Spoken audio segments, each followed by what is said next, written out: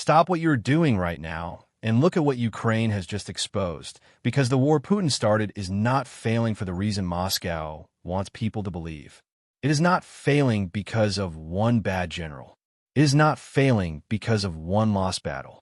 It is not failing because of one bridge, one drone, one refinery, or one frontline mistake.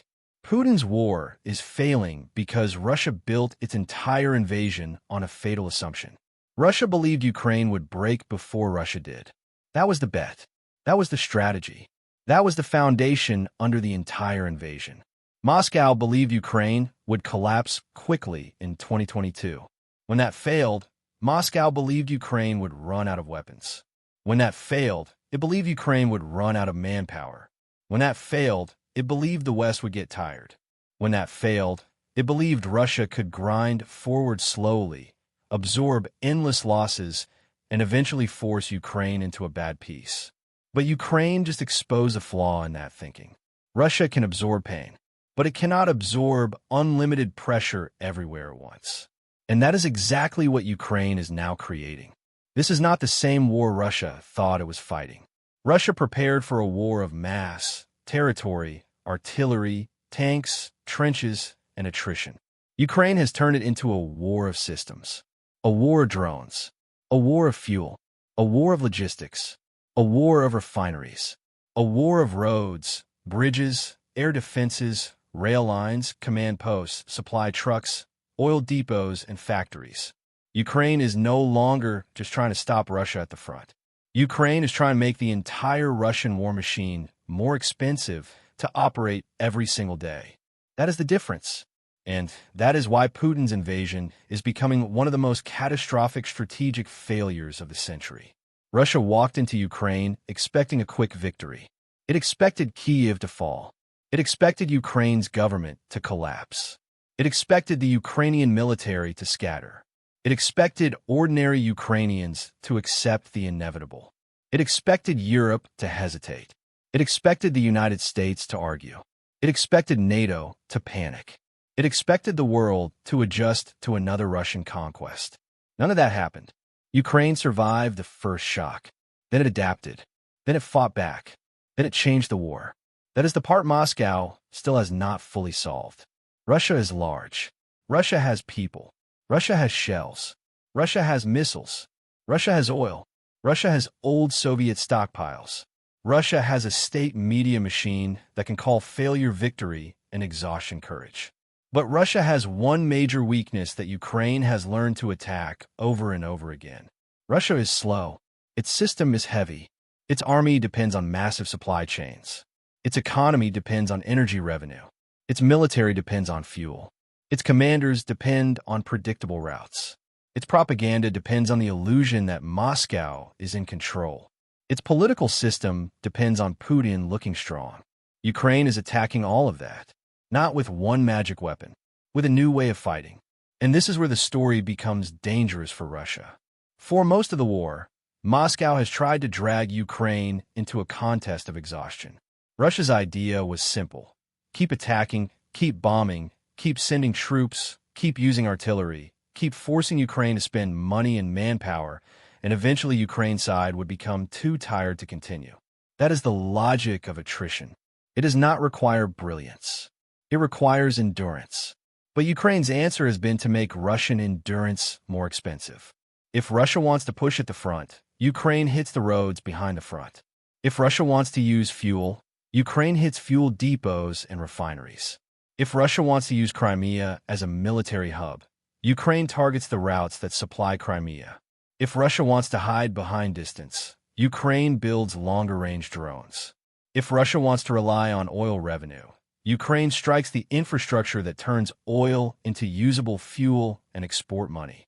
That is the new equation. Russia can still attack Ukraine, but Ukraine is making every Russian attack cost more than before. That is the fatal flaw in Putin's war. He believed time favored Russia, but Ukraine is trying to make time work against Russia. Look at what has happened to Russia's energy system. For years, Russian oil and fuel were the backbone of Moscow's war economy. Russia could sell energy abroad, refine fuel at home, supply the military, keep civilians calm, and fund the state. The Kremlin assumed its energy system was too large, too deep, and too protected to be seriously threatened by Ukraine. But drones changed that. Ukraine does not need a massive air force to hit refinery infrastructure. It does not need to defeat Russia's entire air defense network in a conventional air campaign. It needs enough drones, enough intelligence, enough range, and enough repetition to make Russia defend a huge number of sites across a massive territory. That is an impossible defensive problem. Russia has to protect the front line. Russia has to protect Crimea. Russia has to protect air bases. Russia has to protect oil depots. Russia has to protect refineries. Russia has to protect Moscow. Russia has to protect ports. Russia has to protect rail hubs. Russia has to protect bridges. Russia has to protect factories. Ukraine only has to find the weak points. And when it does, the damage spreads beyond the explosion. A refinery hit is not just a fire. It is lost processing capacity. It is delayed repairs. It is pressure on fuel supplies. It is panic in the market. It is price movement. It is political embarrassment. It is another reminder that the war is not safely contained inside Ukraine. This is why the strikes on Russian energy infrastructure matter so much. They are not random acts of retaliation. They are part of a campaign to attack the bloodstream of Russia's war machine. Fuel is not just fuel. Fuel is movement. Fuel is logistics. Fuel is frontline pressure. Fuel is air defense support. Fuel is truck convoys. Fuel is generators. Fuel is rail operations. Fuel is the ability to keep a huge military system alive. If Ukraine can make fuel harder to refine, harder to move, harder to price, and harder to distribute, then Russia's size becomes less useful. A huge army that cannot move efficiently becomes a huge target. A massive country that must defend thousands of kilometers of infrastructure becomes vulnerable everywhere. That is what Ukraine has learned. Russia's strength creates Russia's weakness. The bigger the machine, the more fuel it needs. The more fuel it needs, the more refineries and depots matter. The more refineries and depots matter, the more Ukraine can force Russia to defend them. And the more Russia defends the rear, the more stretched it becomes. That is how Ukraine changed the war. For Putin, this is not just a military problem. It is a political problem. He sold the invasion as controlled. He sold it as necessary. He sold it as historic. He sold it as a war Russia had to win because Russia was supposedly stronger, deeper, and more patient than Ukraine. But what happens when the war starts reaching Moscow's fuel system? What happens when residents see smoke over refineries? What happens when petrol prices jump? What happens when fuel companies impose restrictions? What happens when Russian civilians begin to feel that the war is not just something happening far away on television? That is where the propaganda machine begins to crack. Not collapse. Crack. Putin does not need everyone to turn against him tomorrow for this to matter. He only needs uncertainty to spread among the people who keep the system running. Business elites, regional officials, military planners, fuel suppliers, factory managers, logistics officers, propagandists, and ordinary citizens all watch the same pattern. The war is getting more expensive. The war is coming closer. The war is not ending. And Ukraine is still adapting faster than Russia expected. That is a devastating message. Now, look at the battlefield. Russia still has power. Russia is still dangerous. Russia still attacks Ukrainian cities. Russia still launches missiles and drones. Russia still pushes on parts of the front. Russia still has manpower and artillery. Nobody serious should pretend Russia has already been defeated. But the question is not whether Russia can still fight. The question is whether Russia can achieve the political victory Putin promised. That is where the problem becomes much worse. Russia has spent years, thousands of vehicles, enormous ammunition stocks, huge amounts of money, and staggering human losses trying to break Ukraine. But the strategic picture has not delivered what Putin wanted. Ukraine still exists. Kyiv still stands. The Ukrainian army still fights. NATO is larger, not smaller. Europe is rearming. Finland and Sweden are no longer neutral. Ukraine's drone industry is growing. Russia's Black Sea position has been damaged. Russian territory is no longer immune to Ukrainian strikes. That is not victory. That is the failure of the original invasion plan. And this is why Ukraine's new strategy is so powerful. Ukraine is no longer measuring success only by how many kilometers move on the front line. It is measuring success by how much damage it can do to the systems that keep Russia's war alive. That is a smarter way to fight a larger enemy. Ukraine cannot always match Russia shell for shell. It cannot always match Russia soldier for soldier. It cannot always choose the time and place of every battle. But it can attack supply lines. It can attack fuel. It can attack bridges. It can attack refineries. It can attack command nodes. It can attack air defenses. It can attack the belief that Russia is safe behind its own borders. That last part may be the most important. Putin's war has always depended on distance. Moscow wanted Russians to experience the war as a television event, not as a national emergency. Russian soldiers would fight. Ukrainian cities would burn. Russian state media would explain everything. The average Russian would be told that victory was inevitable and sacrifice was manageable. Ukraine is undermining that distance. When drones reach Moscow, the war becomes visible. When refineries burn, the war becomes economic. When fuel prices jump, the war becomes personal. When airports are disrupted, the war becomes inconvenient. When local officials impose restrictions, the war becomes administrative. When Russian nationalists demand retaliation, the war becomes politically dangerous. This is how Ukraine turns Russia's invasion inward. And that is exactly what Putin wanted to avoid. He wanted Ukraine to absorb the war. Ukraine is making Russia absorb more of it too. Now, some people will ask a fair question. Can these drone strikes really win the war? Not by themselves. A war this large will not be decided by one refinery attack or one wave of drones. But that is the wrong way to look at it. Ukraine's deep strike campaign is not meant to be a single knockout blow. It is meant to be a permanent tax on Russia's war effort. Attacks on fuel, attacks on logistics, attacks on repairs, attacks on air defense, attacks on public confidence, attacks on Putin's claim that Russia is in control. Every strike adds to that tax. Every repair costs money. Every refinery outage affects supply. Every fuel restriction creates pressure. Every visible explosion forces Moscow to respond. Every response pulls resources away from something else. That is how a smaller country can weaken a larger invader. Not by matching its mass, but by making that mass harder to use. Russia's invasion has become a machine with too many moving parts. It needs money, fuel, railways, roads, trucks, shells, drones, missiles, factories, foreign components, manpower, propaganda, repression, and elite loyalty. Ukraine does not need to destroy all of those things. It needs to keep hitting enough of them that the machine never runs smoothly. That is what is happening. The front line is only one layer of the war. Behind it is the logistics layer. Behind that is the industrial layer. Behind that is the economic layer. Behind that is the political layer. Ukraine is learning to hit all of them. That is why the word unprecedented fits this moment. Not because no country has ever struck behind enemy lines before, but because Ukraine has created a new type of wartime adaptation under extreme pressure. It has taken drones, intelligence, Western support, domestic production, battlefield improvisation, and strategic targeting, and turned them into a campaign that Russia did not prepare for. Russia prepared for a weaker Ukraine. It got a Ukraine that learns. Russia prepared for a divided West. It got a NATO that expanded. Russia prepared for a short war. It got a long war that exposes Russia's own weaknesses. Russia prepared for Ukrainian collapse. It got Ukrainian innovation. That is the real failure.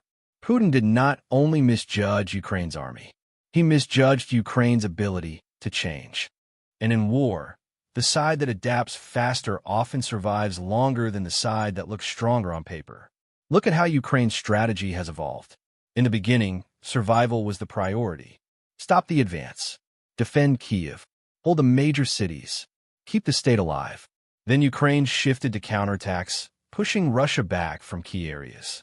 Then came deeper strikes, drone warfare, maritime drones, attacks on the Black Sea Fleet, strikes on Crimea, attacks on bridges and logistics routes, and now a widening campaign against Russian fuel and energy infrastructure. That evolution matters. Ukraine has moved from defense to disruption, from disruption to degradation, from degradation to strategic pressure. That is why Russia is struggling to find a clean answer. It can bomb Ukrainian cities, but that does not stop Ukrainian drones from being built. It can attack the front, but that does not repair refinery damage. It can threaten escalation, but that does not make its logistics safer. It can claim victory on television, but that does not stop fuel markets from reacting. Russia's problem is that Ukraine is fighting the war in more places than Moscow wanted. At the front, in Crimea, in the Black Sea, in Russian logistics, in the energy system, in the information space, in the confidence of Russian civilians, in the assumptions of Russian commanders. That is how a war becomes unmanageable, and that is where Putin's options begin to shrink. He can mobilize more people, but that creates domestic risk and adds more mouths to feed and equip. He can escalate strikes on Ukrainian cities, but that may increase Western support for Ukraine and still does not solve Russia's logistical vulnerabilities. He can dig in and continue the war, but that gives Ukraine more time to improve its drone campaign. He can seek a bad peace deal, but if it does not give him enough to sell as victory, it exposes the scale of the failure. He can pretend everything is fine, but the costs keep rising. None of these are good options. That does not mean Putin will stop. It means the war he started is becoming harder to justify, harder to sustain, and harder to win on the terms he originally set. This is the failure of a century. Not because Russia lost every battle, not because Ukraine solved every problem, not because the war is over, but because Putin launched a war that was supposed to restore Russian power, and instead it exposed the limits of Russian power. It exposed the weakness of Russia's logistics. It exposed the vulnerability of Russia's fuel system. It exposed the limits of Russian air defense. It exposed the danger of centralized propaganda. It exposed how badly Moscow underestimated Ukrainian society. It exposed how much of Russia's military image was built on assumptions that collapsed under real pressure. And most importantly, it exposed the fatal flaw in Putin's thinking. He believed endurance alone could win. Ukraine is proving that endurance without adaptation becomes a trap, because Russia can keep fighting, but it cannot stop the war from changing. And if the war keeps changing faster than Russia can adjust, then Russia's size becomes less decisive. Its mass becomes harder to manage. Its fuel becomes more vulnerable. Its infrastructure becomes a battlefield. Its economy becomes a target. Its people begin to feel the cost. That is where Ukraine is trying to push the war now. Not toward one dramatic miracle, toward a slow breakdown of Russia's ability to fight efficiently. And if that happens, the map may not change all at once. It may begin with shortages, delays, price jumps, more refinery repairs, more air defense redeployments, more logistics reroutes, more pressure on Crimea, more drones reaching places Russia thought were safe, more commanders asking why supplies are late, more civilians asking why fuel costs more elites asking how long this can continue. Then later, the battlefield changes. That is how deep pressure works. First, the system weakens. Then the front line feels it. Putin wanted a war that would make Russia feared. Ukraine is turning it into a war that makes Russia look vulnerable. And that may be the biggest strategic reversal of all, because Russia's entire invasion was built on fear. Fear of Russian tanks, fear of Russian missiles, fear of Russian energy power, fear of Russian escalation, fear that Moscow could take what it wanted and force the world to accept it. Ukraine has spent years breaking that fear.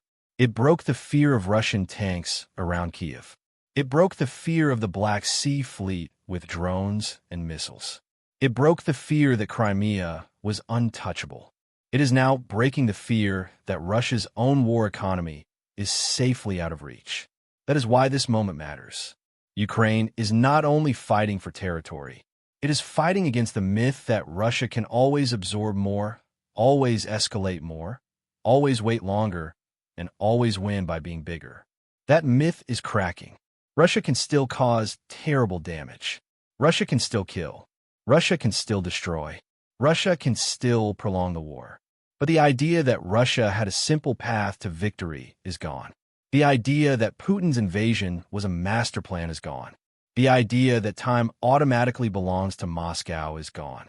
Ukraine has made time dangerous for Russia, and that is the fatal flaw Putin did not see. The longer this war continues, the more Ukraine learns where Russia hurts. The more Ukraine learns, the more precise its pressure becomes. The more precise the pressure becomes, the more Russia must spend to keep the same war going. And the more Russia spends, the harder it becomes to pretend this invasion was worth it.